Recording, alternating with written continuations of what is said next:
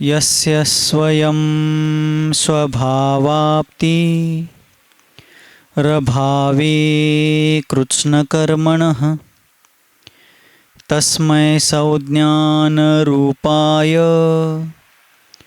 नमोस्तु परमात्मने।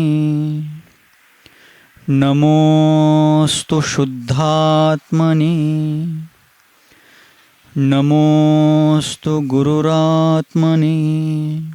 पंचपरमेष्ठी भगवान की, द्वादशांग जिनवानी माता की, परम पूज्य अध्यात्म महर्षि आचार्य भगवान श्री पूज्यपाद मुनि महाराज की, चारित्र्य चक्रवर्ती मुनिकुल पितामह योगींद्र चूड़ामणि धर्म साम्राज्य नायक 20वीं शताब्दी के प्रथम आचार्य भगवान श्री शांति सागर जी मुनि महाराज की, दीक्षा गुरु शांत मूर्ति वात्सल्य रत्नाकर गुरुवर आचार्य भगवान श्री सन्मति सागर जी मुनि महाराज की, परम पूज्य आचार्य वर्य श्री वर्धमान सागर जी मुनि महाराज की, अहिंसा परमो धर्म की,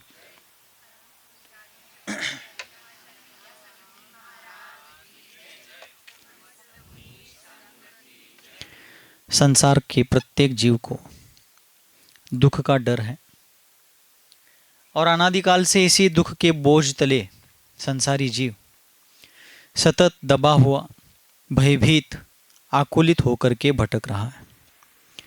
और पूज्यपाद स्वामी ने, आचार्य महोदय ने विगत सत्र में 28वें श्लोक के माध्यम से बात कही कि इस संसार में संसारी जीवों को संयोग के कारण ही दुख का पात्र बनना पड़ता है। दुख के समूह का, अनेक प्रकार के दुखों के समूह का पात्र बनना पड़ता है।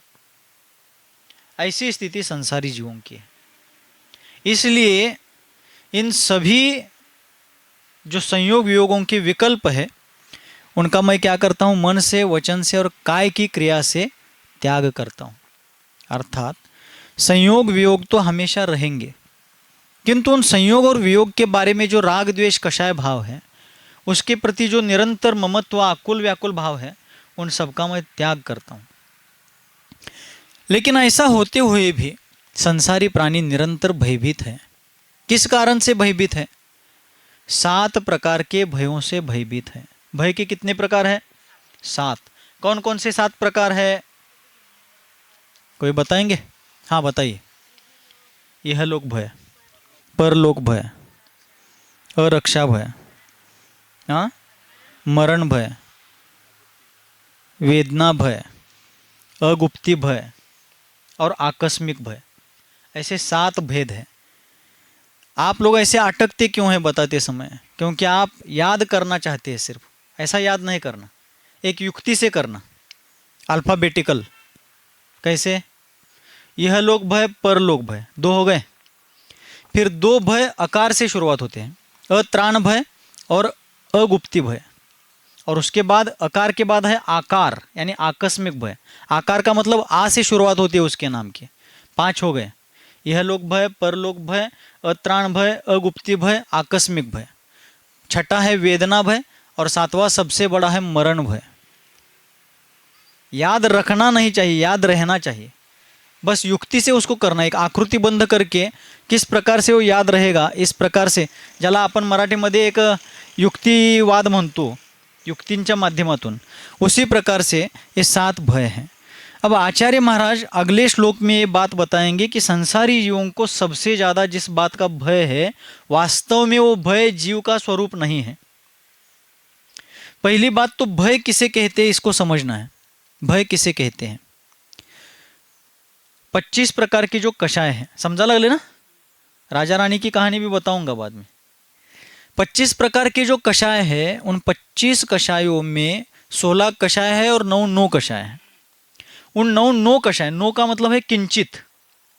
अंग्रेजी का नो नहीं लेना, या नो नो, यहाँ नो यानी किंचित। किंचित कषाय यानी मुख्य कषायों के जो सहायक होते हैं। ऐसे जो 9 नो कषाय है, उनमें एक कषाय है भय नो कषाय। कौन सा? भय। तो भय, जीव को डर किस कारण से होता है? हर किसी को किसी ना किसी प्रकार का डर रहता है। तो डर का अंतरंग कारण क्या है और बहिरंग कारण क्या है? अंतरंग कारण है भय नो कषाय की उदय या उदीर्णा। यानी कर्म सिद्धांत की दृष्टि से देखा जाए तो पूर्व जन्म में या भूतकाल में संचित जो भय नो कषाय है, उस भय नो कषाय का तीव्र उदय उदीरना ये क्या है, उसका मुख्य कारण है। उस कारण से जीवों को भय होता है, डर होता है। और बाह्य कारण क्या है, कुछ भी हो सकता है। ये 7 प्रकार के जो कारण बताए, यह लोक भय, परलोक भय, अत्राण भय, अगुप्ती भय, आकस्मिक भय, वेदना भय, मरण भय, ये बाह्य कारण है। कुछ भी हो सकता है, अब उसका स्वरूप देखेंगे अपन। किंतु मूलतः आचार्य महाराज क्या कहते हैं, इस बात को प्रारंभ करके फिर अपन इस विषय की ओर आते हैं। मेरे पीछे पीछे आप लोग बोलेंगे। बहुत महत्वपूर्ण श्लोक है आज का, इष्टोपदेश परमागम में 29वां श्लोक है। न मे मृत्यु कुतो भीतिर न मे व्याधि कुतो व्यथा नाहं बालो न वृद्धोऽहं न युवैतानि पुद्गले न मे मृत्युः कुतो भीतिर्न मे व्याधिः कुतो व्यथा नाहं बालो न वृद्धोऽहं न युवैतानि पुद्गले।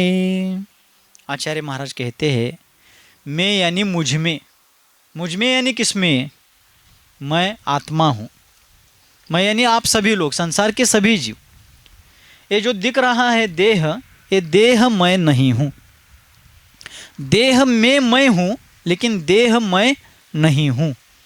मी देहात आहे पण मी देह नाही। ठीक है, तो मैं ज्ञान दर्शन चैतन्यमयी जीव हूँ और निश्चय से अनादि अनंत अजर अमर अविनाशी स्वभावी हूँ।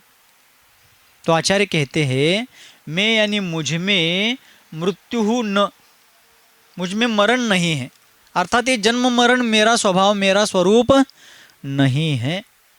फिर कहते हैं कुतो भीति, यदि मुझ में मरण ही नहीं है, निश्चय से मैं मरता ही नहीं हूँ, तो फिर भीति अर्थात डर किस बात का। संसारी जीव को सबसे ज़्यादा भय यदि किस बात का है तो मरण का है। किस बात का है, हर कोई जीना चाहता है, सगळे जगू इच्छितात, नारकियों का अपवाद छोड़ करके। नारकी जीव मरना चाहता है, हाँ, हर नारकी मरना चाहता है, आत्महत्या का प्रयास भी करता है, किंतु नरक गति में अकाल मरण नहीं होता। वो आत्महत्या आत्मघात का प्रयास करते भी है लेकिन मरते नहीं है। दूसरे नारकी उनको मरने जैसा दुख देते हैं, मृत्यु हो जाए इतनी प्रताड़ना करते हैं, लेकिन उनका आयु समाप्त हुए बिना मरण नहीं होता। शरीर के तिल तिल बराबर खंड करते हैं, लेकिन फिर से वो पारे के समान जुड़ जाता है, क्योंकि अकाल मरण नहीं है नरक में। तो आचार्य कहते हैं, निश्चय से जीव को मरण ही नहीं है, स्वभाव से जीव को मरण ही नहीं है, तो भीति किस बात की। तो अब मूलतः कुछ बातों को हमें समझना है, चलेगा ना। पहली बात तो भय किसे कहते हैं, इसको समझना है। तो भय नो कषाय के तीव्र उदय या उदीरना के कारण जीव के जो डर या भीति रूप परिणाम होते हैं, उसको भय कहते हैं। ठीक है, ये अंतरंग कारण हो गया भय नो कषाय का उदय। और बहिरंग कारण अभी बताए, यह लोक भय, परलोक भय, आकस्मिक भय इत्यादि। तो 7 भयों की व्याख्या भी अपन देखेंगे अभी। तो इस प्रकार अंतरंग कारण और बहिरंग कारण, ये 2 कारण जब एक साथ हो जाते हैं, तब जीव के अंतःकरण में डर निर्माण होता है, भीति उत्पन्न होती है, भय उत्पन्न होता है। तो पहला भय है यह लोक भय। 7 भय है ना, 7 में से पहला कौन सा है। ऐसा कोई उनका इसी क्रम से होना चाहिए ऐसा नहीं है, लेकिन चर्चा तो क्रम से ही होगी। तो यह लोक भय, यह यानी यहाँ पर इस जीवन में, वर्तमान जीवन में जो भय होता है, मुझे कुछ होगा क्या, मुझे कोई कुछ करेगा क्या इत्यादि रूप से वर्तमान जीवन संबंधी कुछ बातों को लेकर जो डर होता है, उसको कहते हैं यह लोक भय। परलोक भय, परलोक यानी कौन सा, अगला जीवन, अगला जन्म। तो अगली गति मुझे कौन सी मिलेगी क्या पता, नरक में जाऊंगा क्या पता, ऐसा होगा वैसा होगा, वहाँ कैसा क्या होगा, मेरा पुण्य पाप कैसा रहेगा, जीवन में सुख दुख होगा इत्यादि के बारे में भावी जीवन संबंधी जो भीति रहती है, उसे कहते हैं परलोक भय। ठीक है। तीसरा प्रकार है अत्राण भय, इसको अरक्षा भय भी कहते हैं। यानी यहाँ पर मुझे बचाने वाला कोई नहीं है, यदि कोई मुझे मारने के लिए आ जाए, मुझे प्रताड़ित करने के लिए आ जाए, तकलीफ देने के लिए आ जाए, तो मुझे बचाने के लिए मेरा कोई रक्षक नहीं है, मेरा कौन रक्षण करेगा, इत्यादि जो भय होता है उसको कहते हैं अत्राण भय या अरक्षा भय। तीसरा प्रकार हो गया। चौथा प्रकार हो गया अगुप्ती भय। चौथा प्रकार कौन सा है? अगुप्ती भय। यानी जिस नगर में या जिस स्थान पर मैं रहता हूँ उस नगर को परकोटा नहीं आहे. हिंदी में परकोटा कहते हैं, मराठीमध्ये आपण तटबंदी म्हणतो. शहराला नगराला वगैरे तटबंदी असते ना. आप जयपुर वगैरह बड़े बड़े शहरों में जाएंगे तो पुरानी जयपुर को आज भी परकोटा बोलते हैं. मैं परकोटे में हूँ, परकोटे के पास हूँ, परकोटे के भीतर हूँ. जयपुर में ऐसी चर्चा होती है. बाहर का शहर अब नई प्रकार से रचना हो गई है उसकी, लेकिन पुराने जयपुर को आज भी परकोटा कहा जाता है. तो परकोटा म्हणजे काय? तटबंदी. आपण कसं अपने अपने प्लॉट या घर के बाहर बाउंड्री वॉल करते हैं, वैसे राजाओं के ज़माने में परकोटा यानी मराठी में जिसको अपन तटबंदी बोलते हैं वैसा होता था. तो अगुप्ती भय में क्या होता है कि जहाँ मैं रहता हूँ, मेरा निवास स्थल है, वहाँ किसी प्रकार का परकोटा नहीं है इत्यादि कारणों से. अथवा परकोटा नहीं हो तो खंदक बोलते हैं मराठी में. खंदक का मतलब क्या? शहर के या उस स्थान के चारों तरफ गड्ढा निकालना गोल और उसमें पानी भरना. तो राजा लोग खंदक बना करके क्या करते थे? पानी भरते थे और उसमें मगरमच्छ वगैरह छोड़ते थे. क्यों? दूसरे शत्रु राजा वगैरह उस खंदक को लांग करके उनकी सेना अंदर आकर के नुकसान ना पहुंचाए, इसलिए उसमें मगरमच्छ वगैरह जलीय तीव्र आक्रामक जंतु उसमें रहते थे, तो खंदक बोलते हैं. तो परकोटा नहीं है, खंदक, गड्ढा बनाकर पानी वगैरह छोड़ करके रक्षा का कोई प्रबंधन नहीं है, तो मेरी रक्षा कैसे होगी? तो अत्राण भय और अगुप्ती भय में क्या फ़र्क है? अत्राण भय में ये भय रहता है कि मुझे बचाने वाला कोई व्यक्ति नहीं है, और अगुप्ती भय में अचेतन वस्तु संबंधी की परकोटा नहीं है, खंदक नहीं है, यानी गड्ढा नहीं है या दीवार नहीं है. ये दो फर्क है उसमें, अत्राण में और अगुप्ती में. ठीक है, कितने भय हो गए? 4 हो गए. 5वां है आकस्मिक भय. अभी तो सब ठीक ठाक है, अचानक बिजली गिर जाए तो, अचानक भूकंप आ जाए, धरती फट जाए, मैं उसमें भीतर जा कर के कहीं मैं दब जाऊं तो, इस प्रकार का जो डर रहता है, या सुनामी लहरें उत्पन्न हो जाए, या और भी नदी को अचानक बाढ़ आ जाए, ऐसा कुछ भी जो डर रहता है उसमें उसको कहते हैं आकस्मिक भय. यानी अचानक आने वाला कोई संकट, अकल्पित अनपेक्षित रूप से आने वाला किसी भी संकट का पूर्व में ही विचार करके डर जाना आकस्मिक भय है. समजा लागले? कंटाळा आलाय काय? आला तरी आता महाराज घोंगडा अडकले. हाँ, तो इस प्रकार आकस्मिक भय हो गया. अब हमें देखना है कि हमें इसमें से कौन कौन सा भय है. और आचार्य महाराज कहते हैं कि वास्तव में जीव को भय क्यों नहीं करना चाहिए, आगे उसकी चर्चा करेंगे. अब ये कितने भय हो गए? 5. छठे प्रकार का भय है वेदना भय. छठा कौन सा है? वेदना. अचानक मुझे कुछ तकलीफ ना हो जाए, कैंसर ना हो जाए, हार्ट अटैक ना आ जाए, कुछ और किसी प्रकार की किडनी फेल ना हो जाए, और भी किसी प्रकार लिवर फेल ना हो जाए, ऐसे जो किसी भी प्रकार से शारीरिक वेदना, शारीरिक रोग से संबंधित कल्पना करके डर जाना, ये वेदना भय है. या वास्तव में कोई रोग हुआ हो और उसकी वेदना हो रही हो, तो आज मुझे इतना दर्द हो रहा है, अब ये रोग बढ़ता जा रहा है, कल और क्या क्या होगा क्या पता, इत्यादि रूप से उस वेदना को डर जाना, ये क्या है? वेदना नाम का भय है. यानी शरीर में होने वाली जो पीड़ा है, शारीरिक रोग संबंधी पीड़ा को डरना, ये है वेदना भय. अब रोग किस कारण से होते हैं? शरीर में अनेक धातु उपधातु है, उसमें से मुख्य 3 धातु है, वात, पित्त और कफ. कितने हैं मुख्य? वात, पित्त और कफ.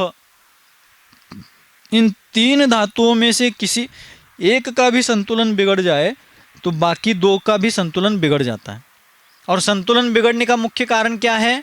अस्थिर नाम कर्म का उदय. नाम कर्म की 93 प्रकृतियां हैं. जैन दर्शन संपूर्ण रूप से अध्यात्म और कर्म सिद्धांत पर वस्तुनिष्ठ रूप से चलने वाला दर्शन है. दर्शन शब्द का अर्थ यहाँ लेना है तात्विक मान्यता. एक दर्शन शब्द के अनेक अर्थ हैं. जिन दर्शन, सम्यक दर्शन, भारतीय दर्शन, पाश्चात्य दर्शन, पौर्वात्य दर्शन, जैन दर्शन, बौद्ध दर्शन, चारवाक दर्शन, नैयायिक दर्शन. तो दर्शन शब्द के अलग अलग अर्थों में, अलग अलग प्रकरणों में अलग अलग अर्थ है. चक्षु दर्शन, अचक्षु दर्शन इत्यादि. तो यहाँ इस प्रकरण में जैन दर्शन आदि शब्दों के प्रकरण में दर्शन का अर्थ है तत्व, तात्विक मान्यता. जैनों की तात्विक मान्यता क्या है, बौद्धों की क्या है, पौर्वात्य यानी भारत और भारत से जुड़े हुए पौर्वात्य राष्ट्रों की, पूर्व दिशा में रहने वाले राष्ट्रों की क्या मान्यता है तात्विक, पाश्चात्य यानी यूरोपियन कंट्रीज क्या मान्यताएं रखते हैं, इसको कहते हैं तात्विक मान्यता को दर्शन। ठीक है, तो रोग किसे कहते हैं, तो आचार्य कहते हैं कर्म सिद्धांत के अंतर्गत जो 8 कर्म है द्रव्य कर्म, उसमें नाम कर्म है। नाम कर्म के 93 प्रकृतियों में से स्थिर और अस्थिर ऐसी 2 प्रकृतियां हैं। जब स्थिर नाम कर्म का उदय रहता है तब वात पित्त कफ तीनों भी व्यवस्थित संतुलित रहते हैं। आप फिर कुछ भी खाओ, कुछ भी करो, कोई तकलीफ नहीं होगी। और यदि अस्थिर नाम कर्म का उदय हो जाए तो बाहर में थोड़ा कुछ भी करो खाओ, तुरंत वो वात पित्त कफ बिगड़ जाते हैं। हमारे आचार्य महाराज उदाहरण देते थे, कोई कोई कमज़ोर व्यक्ति किस प्रकार का होता है, जिसका शारीरिक स्वास्थ्य कमज़ोर होता है, तो वे कहते थे कि लौंग खाने पर जिसको हीट बढ़ती है, गर्मी बढ़ती है, और इलायची खाने पर छींकने लगता है। क्यों? बाहर से देखने पर लगता है कि अरे कितना नाजुक है, वो बाह्य दृष्टि हो गई। आचार्य महाराज कहते थे कि बाह्य दृष्टि हो गई, लेकिन अंतरंग में कारण क्या है, उसके स्थिर अस्थिर नाम कर्म का जैसा उदय रहेगा उसकी प्रकृति उस प्रकार से रहेगी। ठीक है, तो कर्म सिद्धांत देखिए कितना जबरदस्त है। आज आप और हम लोग यहाँ बैठ करके श्वास ले रहे हैं क्या? सभी ले रहे हैं? पक्का? एक बार देखिए चेक करके, श्वास चल रही है? क्यों चल रही है? तो बाह्य कारण है, हमारा नासा तंत्र व्यवस्थित है, हमारे फेफड़े फुफ्फुस, मराठीमध्ये फुफ्फुस म्हणतो आपण, वो सब अच्छा है, इसलिए हम श्वास ले रहे हैं। ये बाह्य कारण हो गया। अंतरंग कारण है श्वासोच्छ्वास नामकर्म का उदय और पर्याप्ति नामकर्म का उदय। देखिए, और भी पारंपरिक कारण है उसके, लेकिन मूलतः ऐसे कारण है। प्रत्येक घटना के पीछे पुण्य पाप के उदय के अनुसार ही ये सब चल रहा है। इसलिए अंधश्रद्धा को बलि चढ़ने की आवश्यकता नहीं है। आचार्य कहते हैं कि रोग कब होता है? वात पित्त और कफ, इन तीनों का संतुलन बिगड़ने के बाद, या तीनों में से किसी एक का भी बिगड़ गया तो बाकी 2 बिगड़ जाते हैं, अतः रोग हो जाते हैं। ये बाह्य कारण है। और अंतरंग कारण उन तीनों का संतुलन बिगड़ने का स्थिर अस्थिर नाम कर्म का उदय जैसा होता है वैसा है। तो उस रोग के कारण होने वाली वेदना से डरना, ये वेदना नाम का भय है। और अंतिम और 7वां भय है मरण भय। कौन सा भय? मरण भय। अब जन्म क्या है और मरण क्या है, इसको समझना है। कंटाळा आलाय क्या? आलाय नहीं। जन्म और मरण क्या है? लोक व्यवहार में क्या कहते हैं? अस्पताल में या कहीं भी प्रसूति गृह में माता के उदर से बालक का अवतीर्ण होना, लोक व्यवहार में आ जाना, ये क्या है? जन्म है। ठीक है, लोक व्यवहार से ठीक है। और किसी का हमेशा हमेशा के लिए शांत हो जाना, वो मरण है। ऐसा लोक व्यवहार है, उस दृष्टि से ठीक है। किंतु कर्म सिद्धांत की दृष्टि से सैद्धांतिक व्याख्या आचार्यों ने की है कि आयु कर्म का उदय होना जन्म है, आयु कर्म का उदय जो है वो प्रवाहित बराबर बने रहना वो जीवन है, और आयु कर्म का प्रवाह जिस दिन पूर्ण रूप से उस पर्याय में खंडित हो जाता है वो मरण है। आयु का उदय समाप्त होना मरण है। जब तक आयु का उदय है दुनिया की कोई शक्ति हमें नहीं मार सकती, और आयु का उदय समाप्त होते ही विश्व की कोई ताकत हमें बचा नहीं सकती। इतना क्लियर है, इतना स्पष्ट है, फिर भी अज्ञानी प्राणी मरण से बहुत डरते हैं। तो यहाँ आचार्य पूज्यपाद जी महाराज कह रहे हैं, मैं यानी मुझको या मुझ में, क्योंकि मैं कौन हूँ? बोलिए। मौन है। मैं यानी मौन हूँ, मौन है। मैं जीव हूँ। मैं कौन हूँ? मैं यानी सिर्फ मैं नहीं, हम सबको अपने अपने के लिए कहना है कि मैं जीव हूँ। मैं ज्ञान दर्शन चैतन्य स्वभावी हूँ, अनादि अनंत हूँ, अजर अमर अविनाशी स्वभावी हूँ, जन्म जरा और मृत्यु के स्वरूप से भिन्न हूँ। ऐसा हूँ, इस कारण से मैं यानी मुझ में मृत्यु न, मुझ में मरण ही नहीं है। कुतो भीति, फिर मुझको डर किस बात का? लेकिन संसारी प्राणी मरण से बहुत डरता है। 2006 में, किस ईस्वी सन में? 2006 में, यानी 20 साल होने आए, हमारे संघ के वरिष्ठ और ज्ञानी मुनिराज निर्यापक श्रमण श्री सिद्धांत सागर जी महाराज का चातुर्मास इचलकरंजी चंद्रप्रभ दिगंबर जैन बोर्डिंग मंदिर में था। और उस वर्ष एक श्राविका ने, एक गृहिणी ने उनको एक प्रसंग बताया था, ऐसी चर्चा चल रही थी। वो बताने वाले जो गृहिणी थे वे मूल राजस्थान के रहवासी थे। इचलकरंजी में राजस्थानी जैन लोग बहुत रहते हैं, राजस्थान से आकर बसे हुए बहुत जैन लोग हैं इचलकरंजी में। तो राजस्थानी जैन परिवार वहाँ बरसों से, दशकों से रह रहा था। और एक बार 2006 के चातुर्मास में चल रही तत्व चर्चा में उन गृहिणी ने बताया कि महाराज, हमारे श्रीमान जी, श्रीमान यानी पति, कुछ वर्ष पहले उनकी मृत्यु हो गई। कैसे हो गई? तो अमेरिका ने एक स्काई लैब छोड़ा था। स्काई लैब मीन्स आकाशीय प्रयोगशाला, अंतरिक्ष में वगैरह यान वगैरह छोड़ते हैं। आकाश में रह करके अंतरिक्ष का खोज करने वाली, ऊपर के सारे सृष्टि चक्र को समझने के लिए प्रयास करने वाली जो शोधशाला थी, प्रयोगशाला थी, वो स्काई लैब उन्होंने छोड़ा था। और कुछ काल बाद उस स्काई लैब में कुछ टेक्निकली प्रॉब्लम आ गया, तांत्रिक बिगाड़ हो गया, तब वह नीचे गिरने वाला था। और बहुत बड़ा था वो प्रयोगशाला बहुत बड़ी थी और भारी भरकम थी, अनेक टन उसका वजन था।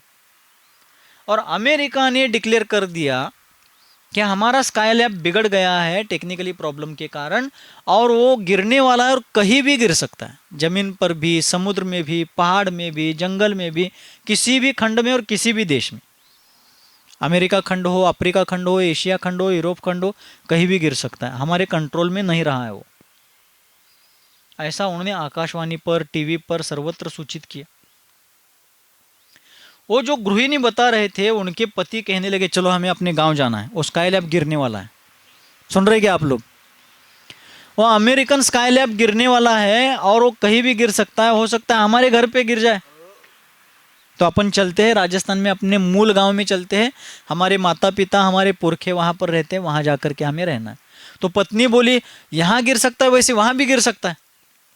और अभी परीक्षाएं पास आई है, बच्चों की परीक्षाएं होने वाली है और उनके स्कूल वगैरह छोड़ करके हमें नहीं जाना है।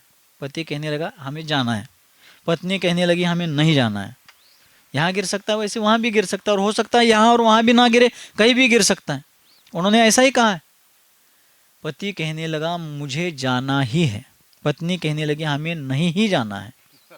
तो अंत में निर्णय ये हुआ, पति कहने लगा आप लोग रहो, मैं जा रहा हूँ। तो पत्नी और बच्चे रह गए।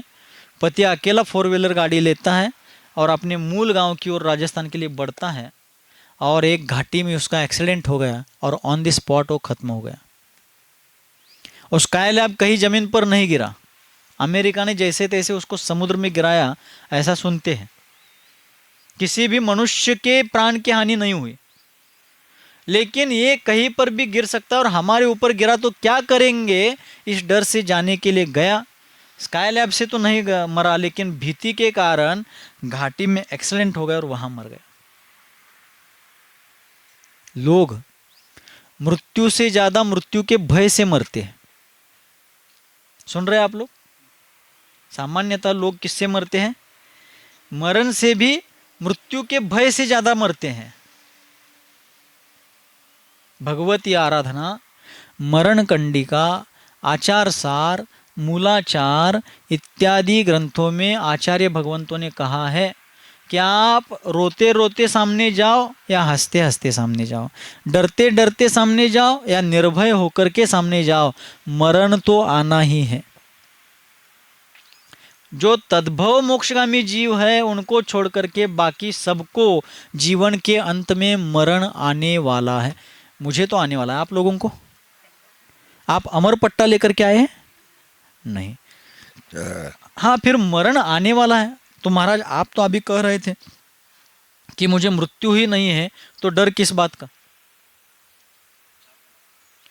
4:15 मुझे मरण ही नहीं तो डर किस बात का, ऐसा आप कह रहे थे। और आप तो अभी कह रहे हैं कि मुझे तो मृत्यु आने वाली है। तो दोनों तरफ से आप बोल रहे हैं। सही बोल रहा हूं, क्योंकि आगम ऐसा कहता है, ये मैं नहीं कह रहा हूं। कोई अपने मन की बात करता है तो मिथ्या बात है। आगम, आप्त आगम और गुरुओं के उपदेश के अनुसार ही तत्व चर्चा होनी चाहिए। तो आचार्य कहते हैं कि जीव को मरण, जन्म, जरा, मृत्यु का दुख भोगना पड़ता है, लेकिन व्यवहार से। द्रव्य संग्रह परमागम में आचार्य नेमिचंद्र सिद्धांति देव ने गाथा कही, तिक्काले चदुपाना इंद्रिय बल मावान पानोय व्यवहारासो जीवो निश्चय नयदोदु चेदना जस्स.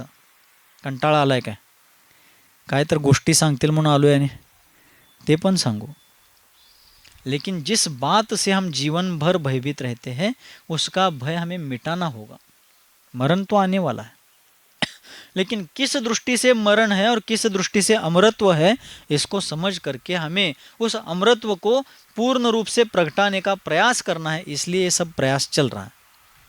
तो मरण और जन्म किस कारण से है? तो आचार्य महाराज ने कहा तिक्काले, यानी तीन काल में. तीन काल कौन कौन से? भूतकाल, वर्तमान काल, भविष्य काल. इन तीनों कालों में संसारी जीवों को अभेद की अपेक्षा से चदु पाना. चार प्राण है. चदु यानी चार, पाना यानी प्राण. चार प्राण है. कौन कौन से? इंद्रिय, बल, माऊ, आन, पानु. इंद्रिय यानी इंद्रिय प्राण, बल प्राण, आयु प्राण और श्वासोच्छ्वास प्राण. ये चार भेद हो गए संक्षेप से. अब इनके प्रत्येक का विश्लेषण करेंगे तो 10 भेद हो जाते हैं. इंद्रिय प्राण के 5 भेद हैं. स्पर्शनेन्द्रिय प्राण, रसनेन्द्रिय प्राण, घ्राणेन्द्रिय प्राण, चक्षुरेन्द्रिय प्राण और कर्णेन्द्रिय प्राण. 5 इंद्रिय अपने प्राण है, जीव के प्राण है व्यवहार से. मुलांनो जरा कंटाळा येईल तुम्हाला, नाही समजलं तर ऐका श्रद्धा ठेवून.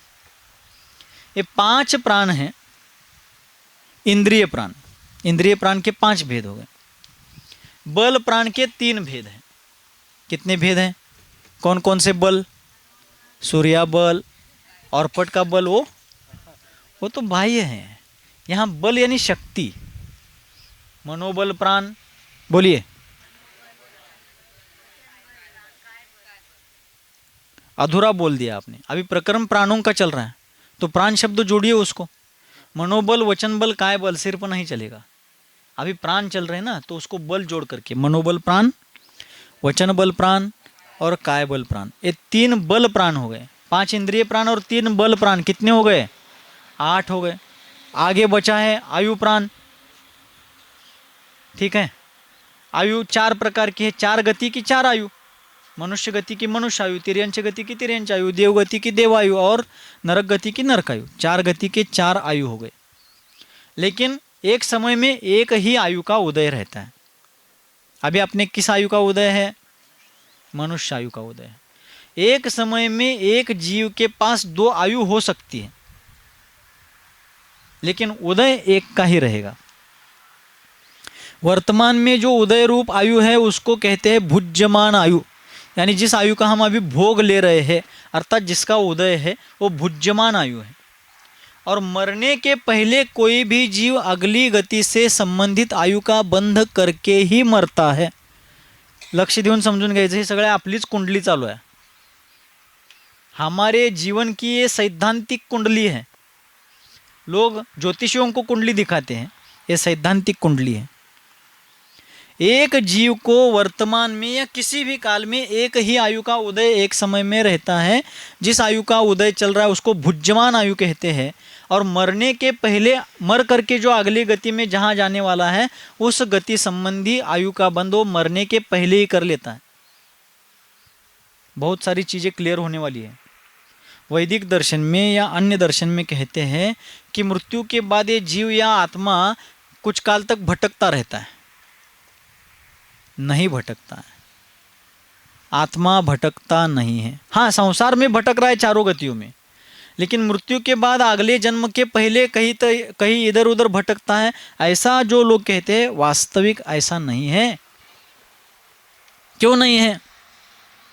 ऐसा इसलिए नहीं है क्योंकि यहाँ से मरने के पहले ही अगला जन्म वो जहाँ लेने वाला है वहाँ के आयु का बंध पहले ही कर लेता है। उस आयु को कहते हैं बध्यमान आयु। जो वर्तमान में उदय में है वो भुज्यमान है, और अगले जन्म संबंधी जो बांध लेता है उसको कहते हैं बध्यमान आयु। गति की दृष्टि से देखते हैं तो 4 प्रकार की आयु है, चारों गति से संबंधित 4 आयु, मनुष्यायु, देवायु, नरकायु, तिर्यंचायु। लेकिन एक समय में जो वर्तमान में उदय में है, वो जिस गति में जो जीव है, श्रेणिक राजा का जीव नरक गति में है, उनको नरकायु भुज्यमान रूप है। चेलना रानी मर करके देवगति गई है, उनको भुज्यमान आयु देवगति रूप है, देवायु रूप है। देवगति से संबंधित देवायु जो है वो उनकी भुज्यमान आयु है। श्रेणिक राजा मर करके नरक गति गए तो उनकी भुज्यमान आयु नरकायु है। हम वर्तमान काल में वर्तमान पर्याय में मनुष्य गति में है, हमारी भुज्यमान आयु मनुष्य आयु है। जो तिर्यंच गति में गए हैं उनकी भुज्यमान आयु तिर्यंच आयु है वर्तमान काल में। ये पेड़ है, नारियल का पेड़ है, जामुन का पेड़ है, आम का पेड़ है, ये तिर्यंच गति से संबंधित है, तो इनकी भुज्यमान आयु है तिर्यंच आयु। ठीक है, समजा लागले ना? पाठशाळेचा विषय ह्यो काय कठीण आहे विषय, बालबोध मधला विषय है। तो आचार्य कहते हैं इस प्रकार से आयु का वर्तमान में जो उदय है वो भुज्यमान है, लेकिन मरने के पहले ही जीव अगली गति से संबंधित आयु का बंध कर लेता है। उदाहरणार्थ श्रेणिक राजा को जीवंत अवस्था में मनुष्यायु का उदय भुज्यमान रूप से था, लेकिन यशोधर मुनिराज के गले में सांप डाल करके उपसर्ग करते समय के संक्लेश परिणामों के कारण अगले जन्म से संबंधित आयु का बंध उन्होंने उसी समय कर लिया था। नरक गति में जाने जैसे संक्लेश परिणाम थे तो उन परिणामों के निमित्त से उन्होंने नरकायु बांध ली। उदय में मनुष्यायु थी लेकिन भविष्य से संबंधित उन्होंने नरकायु बांधी, तो नरकायु भुज्यमान आयु, नरकायु बध्यमान आयु हो गई। मनुष्यायु भुज्यमान थी और नरकायु क्या थी? बध्यमान थी। कळा लागले ना? अवघडायला नको मंत्र हलवा की जरा। क्लियर? कॉन्सेप्ट क्लियर होना चाहिए। ठीक है, तो इस प्रकार एक जीव एक साथ 2 आयुओं को धारण करता है, लेकिन उदय एक का ही रहेगा, और जीवन भर दोनों आयु धारण नहीं करता है। आयु बंद होने के भी विशिष्ट कालावधि है, उसको आयु बंद का अपकर्ष काल कहते हैं। तो इस प्रकार आचार्यों ने कहा कि मरण के पहले जीव अगले गति से संबंधित आयु का बंध करता है, और वर्तमान आयु जब समाप्त होती है तो मरण हो जाता है, और मृत्यु होते ही उसी समय अगले आयु जो अगले भव संबंधी आयु बांधी थी उसका उदय होता है, और वो उदय होते ही सीधे उसी गति में वहाँ जाकर के जन्म लेता है। भटकने का कोई काम ही नहीं है। ठीक है, जीव को इधर उधर जन्म लेने के पहले इधर उधर कहीं भटकने का काम ही नहीं है। इस आयु का जब तक उदय है तब तक यहाँ वर्तमान पर्याय में जीवंत है, और इसका क्षय होते ही पहले से ही जिस आयु को उसने बांध करके रखा है अगले जन्म संबंधी, इसका क्षय होते ही उसी समय उस आयु का उदय होता है, उस गति में वहां जन्म स्थान पर जाता है। इसलिए जीव मृत्यु के बाद भटकता नहीं है, लेकिन ये किस दृष्टि से है? व्यवहार नय की अपेक्षा से। 5 इंद्रिय प्राण है, 3 बल प्राण है, 1 आयु प्राण है और 1 श्वासोच्छ्वास प्राण है। हम श्वासोच्छ्वास ले रहे हैं ना, मुख से, नाक से, या रोमाग्र जो है उससे भी श्वासोच्छ्वास लेते हैं। कहीं से भी श्वासोच्छ्वास लीजिए, लेकिन श्वासोच्छ्वास प्राण है। श्वास नहीं लेंगे तो भी तकलीफ होगी, और ली हुई श्वास नहीं छोड़ेंगे, उच्छ्वास नहीं करेंगे तो भी तकलीफ होगी। इसलिए क्रिया निरंतर चलती रही है। अर्जन के साथ विसर्जन आवश्यक है। वैसे पैसा कमाना जैसा गृहस्थों के लिए आवश्यक है, वैसा ही विसर्जन अर्थात दान करना भी आवश्यक है। सिर्फ संचय करके उद्धार नहीं होगा। संचय करके ही बैठे तो तिर्यंच गति, नरक गति में जाना पड़ेगा। और अर्जन के साथ विसर्जन अर्थात सत्पात्र दान, सप्त क्षेत्रों में दान, करुणा दान करते रहे तो उस पुण्य उदय से सद्गति होगी। श्वास हमारा प्राण है, लेकिन श्वास ही लेते रहे, उच्छ्वास नहीं करेंगे तो, वैसे ही धन कमाते रहे लेकिन दान नहीं करते रहे तो उस संचित अति परिग्रह के कारण नरक गति है। बहुआरंभ परिग्रहत्वम नारकस्यायुषः। कितने स्पष्ट विषय है। अंधश्रद्धा का कोई काम ही नहीं है जैन दर्शन में। अतः आचार्य कह रहे हैं कि श्वासोच्छ्वास एक प्राण है, लेकिन ये सब व्यवहार नय की अपेक्षा से, व्यवहारासो जीवो, ऐसे 10 प्राणों को, विस्तार से 10 प्राणों को, संक्षेप से 4 प्राणों को धारण करने वाला व्यवहार से जीव कहलाता है, किंतु निश्चय नयदोदु चेदना जस, लेकिन निश्चय नय से जस यानी जिसको चेतना ही प्राण है वह जीव है। चेतना यानी ज्ञान दर्शन। कंटाळा आलाय? चेतना का मतलब क्या है? ज्ञान दर्शन, जिसके द्वारा यह जीव जानता है स्वपर को, देखता है स्वपर को, वह है चेतना रूप ज्ञान दर्शन। अब देखिए, 5 इंद्रिय प्राण, 3 बल प्राण, 1 आयु प्राण और 1 श्वासोच्छ्वास प्राण, ऐसे 10 भेद हो गए। सभी जीवों को 10 के 10 प्राण नहीं होते। एकेंद्रिय जीव है, इसको 4 ही प्राण होते हैं। कौन कौन से? इंद्रिय प्राणों में से सिर्फ एक ही इंद्रिय उनके पास है, स्पर्शनेंद्रिय, बाकी के कोई इंद्रिय नहीं है, तो एक स्पर्शनेंद्रिय प्राण हो गए। बल प्राण के 3 भेद है, उनके पास मन भी नहीं है और वचन भी नहीं है, सिर्फ शरीर है, तो काय बल प्राण हो गए, 2 प्राण हो गए। आयु प्राण तो संसार के सभी जीवों को होता है, उनकी पर्याय के अनुसार 3 प्राण हो गए। और किसी भी दशा में जीव पर्याप्त अवस्था में श्वासोच्छ्वास करता है तो श्वासोच्छ्वास प्राण हो गए। तो पर्याप्त एकेंद्रिय जीवों को 4 प्राण हो गए। द्विइंद्रिय जीवों को 5 प्राण है, 6 प्राण है। एक इंद्रिय प्राण बढ़ गया उनको, अर्थात 2 इंद्रिय प्राण हो गए, एक स्पर्शनेंद्रिय प्राण और एक रसनेंद्रिय प्राण। इंद्रिय प्राण 2 हो गए, बल प्राण 2 हो गए, एक वचन बल बढ़ गया उनको। काय बल तो सभी के पास है, वचन बल प्राण और काय बल प्राण 4 हो गए, ठीक है। आयु और श्वासोच्छ्वास 6 प्राण हो गए। और 3 इंद्रिय आदि से लेकर के असौदनीय पंचेंद्रिय तक एक एक बढ़ाते जाना, और सौदनीय पंचेंद्रिय को मन उसमें जोड़ करके 10 प्राण कर लेना। इस प्रकार संसारी जीवों को अपनी अपनी पर्याय के अनुसार प्राण होते हैं व्यवहार नय से, किंतु ये प्राण अपने अपने एकेंद्रिय, द्विइंद्रिय, त्रिइंद्रिय, चतुरिंद्रिय, पंचेंद्रिय पर्याय के अनुसार कम ज़्यादा होते हुए भी चेतना प्राण सभी के पास है। ये बताने का मूल उद्देश्य यहाँ लाना है। चेतना प्राण किस किस के पास है?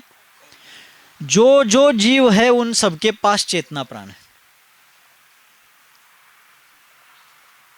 अब इसका और मुझे डिटेल में वर्णन करना था, लेकिन आप लोग जरा कंटाळल्यागत करायला लागलाय तुम्ही। जरा डोक्यावरनं चाललंय काय? बाउंसर हो रहा है, ऊपर से जा रहा है। ठीक है, आपको जितना समझ में आता है समझ लीजिए, लेकिन जो लोग समझ सकते हैं उनके लिए बताऊंगा। आपको जो समझता है समझिए, नहीं समझता है उस पर श्रद्धान कीजिए, क्योंकि ये जिनेंद्र वाणी है। देखिए, तत्वार्थ सूत्र परमागम में उमा स्वामी आचार्य देव ने जीव का लक्षण बताते हुए कौन सा सूत्र बताया? उपयोगो लक्षणम। क्या सूत्र दिया? उपयोगो लक्षणम। उपयोग यानी ज्ञान दर्शन जो है, जीव की जो चेतना है, उस चेतना का जानने देखने के प्रति प्रवृत्त होना, उसको उपयोग कहते हैं। मैं अनेकदा सांगतो, जेवढं समजते तेवढं समजून घ्या, जितना समझता उतना समझ लीजिए, नहीं आता है उस पर श्रद्धान कीजिए। चेतना का जानने देखने के प्रति प्रवृत्त होने को उपयोग कहते हैं। उपयोग शब्द का अर्थ अलग अलग प्रसंगों में अलग अलग है। ये जो है संयम उपकरण, इसका उपयोग किस लिए है? प्राणी संयम के लिए है। यहाँ उपयोग शब्द का अर्थ अलग हो गया, इसका यूज करना, यूज अर्थ में यहाँ उपयोग है। कमंडलू है शौचोपकरण, वो शुद्धि के लिए उपयोग में आता है। शास्त्र ज्ञान अर्जन के लिए उपयोग में आता है। गाड़ी प्रवास के लिए उपयोग में आती है। वहाँ उपयोग शब्द का अर्थ है यूज करना, वापरणे मराठीमध्ये। और यहाँ इस प्रकरण में, दार्शनिक प्रकरण में, उपयोग शब्द का अर्थ है ज्ञान दर्शन का जानने देखने के प्रति प्रवृत्त होना। उदाहरणार्थ, आप लोग अभी कान के माध्यम से आपका उपयोग तत्व को जानने के प्रति एकाग्र हुआ है, प्रवृत्त हुआ है। कान माध्यम है, लेकिन उस इंद्रिय के माध्यम से आपकी चेतना इसको सुनने के प्रति प्रवृत्त हुई है, वो उपयोग है। ठीक है, कोई भोजन कर रहा है तो भोजन के स्वाद का आस्वाद लेने के लिए, उसका आनंद लेने के लिए जो प्रवृत्त हुआ है उसका उपयोग उस ओर है, उसका ज्ञान दर्शन कार्य के अनुसार। तो आचार्य महाराज कहते हैं उपयोगो लक्षणम। उन्होंने ऐसा कहा क्या? केवल ज्ञानोपयोग लक्षणम, केवल ज्ञान ही जीव का लक्षण है, मति ज्ञान ही जीव का लक्षण है, मन परे ज्ञान ही जीव का लक्षण है, ऐसा कहा क्या उन्होंने? नहीं कहा। क्यों नहीं कहा?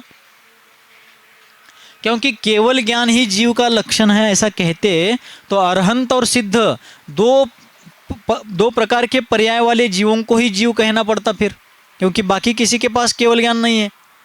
अरहंत सिद्ध दशा को जो जीव प्राप्त हो गए उनके पास ही केवल ज्ञान है, सिर्फ उनको ही जीव कहना पड़ेगा, बाकी कोई जीव नहीं है। फिर मति ज्ञान जिनको है वो ही जीव है ऐसा कहते तो अरहंत सिद्ध आदि जीव नहीं कहलाते। फिर इसको ही शास्त्र में लक्षण और लक्षणाभास का प्रकरण आता है, उसमें अव्याप्ति, अतिव्याप्ति, असंभव्य आदि लक्षणाभास कहते हैं। अभी अपना वो प्रकरण नहीं है, जब आएगा तब अपन उसकी व्याख्या सहित उदाहरण सहित देखेंगे। इसलिए उपयोग जिसके पास है चेतना का वो जीव है, फिर वो कुमति ज्ञान के रूप में हो, कुश्रुत ज्ञान के रूप में हो, विभंग ज्ञान अर्थात को अवधि जिसको अपन कहते हैं उस रूप में उपयोग हो, मति श्रुत अवधि मन परे ज्ञान के रूप में उपयोग हो, या सर्वज्ञ दशा में केवल ज्ञान के रूप में उपयोग दशा हो, उपयोग जिसके पास है ज्ञान दर्शन चेतना का वह जीव है। फिर वो निगोदी सूक्ष्म लब्ध्य पर्याप्त निगोदी जीव से लेकर सिद्ध परमात्मा तक सभी जीव है, क्योंकि इन सबके पास उपयोग है। कितना विज्ञान हमारे धर्म में है, हमारे धर्म में कितना विज्ञान है कहने के बजाय हमारे धर्म के कारण विज्ञान है, ऐसा हम छाती ठोक करके कह सकते हैं, कहते भी है और कहेंगे भी। क्योंकि हमारा धर्म ये जिन धर्म विज्ञान का जन्मदाता है, वीतराग विज्ञान ही सभी प्रकार के विज्ञान का जन्मदाता है, ऐसे धर्म के अपन अनुयायी हैं। इसलिए आचार्य महोदय कह रहे हैं उपयोगो लक्षणम, उपयोग जिसके पास है वो जीव है। ये पेड़ है, इसको पानी नहीं मिले मुरझाने लगता है। श्रवण बेलगोल के बाहुबली भगवान है, वो जीवंत प्रतिमा है। क्यों जीवंत प्रतिमा है बोलिए? आप लोगों ने अपने अपने गांवों में अपने अपने जिन मंदिरों में जो जिन प्रतिमा विराजमान की, जिन बिंब की प्रतिष्ठा की है, वो जो पाषाण है, मार्बल का हो, ग्रेनाइट का हो, या कोटा स्टोन हो कि बिजोलिया का पत्थर हो, किसी भी पत्थर में आपने प्रतिमा बनाई है, वियतनाम मार्बल हो वगैरह वगैरह, वो पत्थर जो है मकराना मार्बल वगैरह वो खदान से निकाला गया है, उसको उसके मूल स्रोत से खंडित किया गया है। लेकिन बाहुबली भगवान जिस प्रतिमा को कहीं से ला करके स्थापित नहीं किया है, उस पहाड़ में ही विंझाय लग्गे पविभासमानम सुचेदियानम, 3 लोक में जितने चैत्यालय हैं उन सब में क्या है? चूड़ामणि है। तो विंध्याद्रि जिसकी वेदी है उसमें जो विशाल पाषाण खंड था, पाषाण शिला थी, उसको अनगढ़ भाग हटा करके प्रतिमा का रूप दिया, लेकिन मूल जमीन से जुड़ी हुई है प्रतिमा। पहाड़ देखते हैं अपन, पर्वत देखते हैं, डोंगर, इतनी हवाएं चलती है रोज, कितने ही किलो से कितने ही मन मिट्टी उड़ जाती है धूल के रूप में, लेकिन पहाड़ कभी छोटे हो रहे ऐसा दिखता है क्या हमें? हाँ, कोई उत्खनन कर रहा है जेसीबी लगाकर, पोकलैंड लगा करके, वो अलग बात है। लेकिन नेचुरली जो पहाड़ है बरसात में अनेकों टन मिट्टी पानी में बह जाती है, हवा से कितने ही मन मिट्टी उड़ जाती है, लेकिन वो पहाड़ छोटा हो रहा है ऐसा कभी देखा है? क्यों? वो जीवंत तो होते हैं ना, वो भी बढ़ते रहते हैं। हवा से उड़ जाए मिट्टी, पानी से धुल जाए मिट्टी, फिर भी वो जीवंत होने के कारण वो बढ़ते रहते हैं, लेकिन ज़्यादा बड़े भी नहीं दिखते, क्योंकि वो मिट्टी उड़ भी रहे, धुल भी जा रहे, इसलिए एक विशिष्ट अनुपात में बना रहता है वो। ये जैन दर्शन ऐसा है, वस्तुनिष्ठ जैन दर्शन। इसलिए आचार्य कहते हैं कि जिसके पास ज्ञान दर्शन चेतना है वो जीव है, फिर वो पहाड़ के रूप में हो, पाषाण के रूप में हो, पेड़ पौधों के रूप में हो, अग्नि के रूप में हो। हमारे गुरुदेव सन्मति सागर आचार्य देव हमेशा कहते थे, आप लोगों ने भी देखा होगा कि पहले घर घर में चूल्हे होते थे, चूल्हे में अग्नि प्रज्वलित करके लोग रसोई बनाते थे। लेकिन जब उनकी रसोई का काम पूरा हो जाता था, लेकिन चूल्हे में डाला गया जो ईंधन है, लकड़ी हो कोयला हो, वो अभी भी बच सकता है, बचाया जा सकता है, ऐसा उनको लगता था। तो क्या उसमें पानी नहीं डालते थे, वो उसके ऊपर तवा या कोई ऐसा पात्र रख देते थे जिसके कारण वो अग्नि स्वयं बुझ जाती थी। कारण क्या है? वो तवा वगैरह रखने के कारण, उस अंगारे के ऊपर, अग्नि के ऊपर तवा रखने के कारण उस अग्नि को लगने वाली हवा बंद हो गई। हवा में ऑक्सीजन भी है, अनेक प्रकार के वायु होने के साथ साथ ऑक्सीजन भी है। अग्नि जीव है, अग्नि का एक, और हवा में से ऑक्सीजन नहीं मिलने के कारण प्राण वायु के अभाव में वो अग्नि स्वयं मिट जाती थी। ये जैन दर्शन हर चूल्हे तक पहुंचा है, बस जैन दर्शन के नाम के रूप में नहीं जाना जाता है। अभी तो अपन देख रहे थे 10 प्राणों में श्वासोच्छ्वास प्राण है, और 5 प्रकार के एकेंद्रिय जिनको अपन स्थावर भी कहते, पंच स्थावर, उसमें अग्नि का एक भी जीव है, पृथ्वी का एक, जल का एक, अग्नि का एक, वायु का एक, वनस्पति का एक। और परस्परोपग्रहो जीवानाम सूत्र लग रहा है। अग्नि को जीवित रहने के लिए वायु का एक जीव वहां अपने आहुति दे रहे, बलिदान दे रहे, परस्परोपग्रहो जीवानाम। पेड़ को जीवित रखने के लिए पानी है, हम सबको जीवित रखने के लिए पेड़ ऑक्सीजन भी दे रहा है और अन्न भी दे रहा है। परस्परोपग्रहो जीवानाम। आ रहा है क्या समझ में? समजा लागले कारण महाराज इंटरेस्ट ही ना हो, कंटाळा या लागला, कारण गोष्टी नहीं आहेत। सिर्फ कथा सुनकर व्यथा नहीं मिटेगी, ये तत्वज्ञान हम सबको समझना है। इसलिए आचार्य कहते हैं कि उपयोगो लक्षणम, जिसमें ज्ञान दर्शन चेतना है वह जीव है। तो आचार्य महाराज ने द्रव्य संग्रह में क्या कहा? ये 10 प्राण प्रत्येक जीव को संसार दशा में व्यवहार नय से है, किंतु निश्चय नय से ज्ञान दर्शन चेतना ही जीव के प्राण है। जीव संसार में किसी भी दशा में रहे या मुक्त अवस्था में रहे, चेतना उसके प्राण है। मुक्त दशा में केवल ज्ञान, केवल दर्शन के रूप में चेतना प्रकट है, और संसार दशा में मिथ्या दृष्टि जीवों को कुमति को श्रुत को अवधि, चक्षु दर्शन इत्यादि के रूप में है, और सम्यक दृष्टि जीवों को मति श्रुत अवधि मन परे ज्ञान, चक्षु अचक्षु अवधि दर्शन के रूप में वो चेतना प्रकट है। इस प्रकार आचार्य महाराज कहते हैं, न मे मृत्यु, मुझ में मृत्यु ही नहीं है, मैं कुतो भीति, फिर मुझे भीति अर्थात डर किस बात का? अब ये जो विषय है, समय बहुत हो चुका है, विहार भी आप आगे करना है, इस विषय को अभी अपन अगले सत्र में देखते हैं।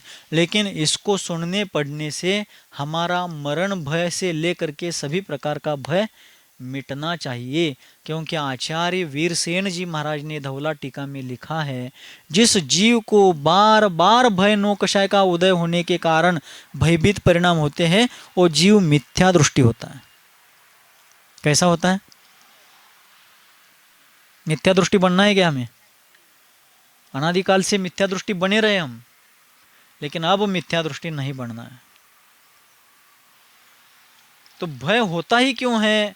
क्योंकि देह ये पर्याय और पर्याय से संबंधित परिस्थिति ही मैं हूँ, ऐसी मान्यता के कारण ये पर्याय ना छूट जाए, ये परिस्थिति ना बिगड़ जाए, इत्यादि मान्यता इत्यादि मोह भाव होने के कारण जीव इनसे संबंधित भयों से युक्त रहते हैं। किंतु मैं ज्ञान दर्शन चैतन्यमय जीव हूँ, ये पर्याय मेरा मूल स्वभाव नहीं है, ये पर्याय शुद्ध पर्याय नहीं है, और ये परिस्थिति भी जीव के स्वरूप के अंतर्गत नहीं आती।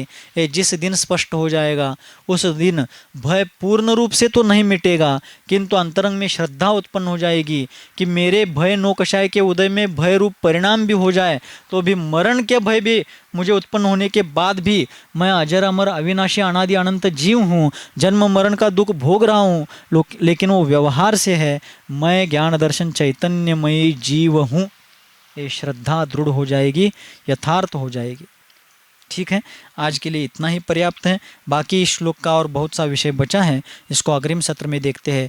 जिनके हृदय रूपी पद्म सरोवर से विश्वव्यापी वात्सल्य की लोक कल्याणकारिणी धर्मगंगा सर्वजन सुखाय और सर्वजन हिताय इस लोक कल्याणकारिणी भावना से सदैव बहती हैं, जो भगवान वर्धमान स्वामी के लघुनंदन हैं, जिनका जीवन मानवता का मानदंड और उदारता का उदाहरण है, जो चारित्र चक्रवर्ती आचार्य भगवान श्री शांति सागर जी महामुनिराज की मूल संघ आचार्य परंपरा के आभूषण स्वरूप हैं, जो धर्मरथ के समर्थ सारथी हैं, हमारे जीवन के सर्वेसर्वा भाग्य विधाता हैं, जिनका जीवन सहजता और सरलता के कारण सुंदरता से भी सुंदर है, जो संसार समुद्र में डूबने वालों के लिए अभेद्य धर्मनों का समान है, अज्ञान अंधकार में भटकने वालों के लिए जो रत्नत्रय के रत्नदीप है, ऐसे सन्मति सागर आचार्य देव के त्रिभुवन सुंदर लोक पूज्य चरण कमलों में यही प्रार्थना करता हूँ कि गुरुदेव सभी की मति सन्मति हो और सभी की गति पंचम गति मोक्ष गति हो।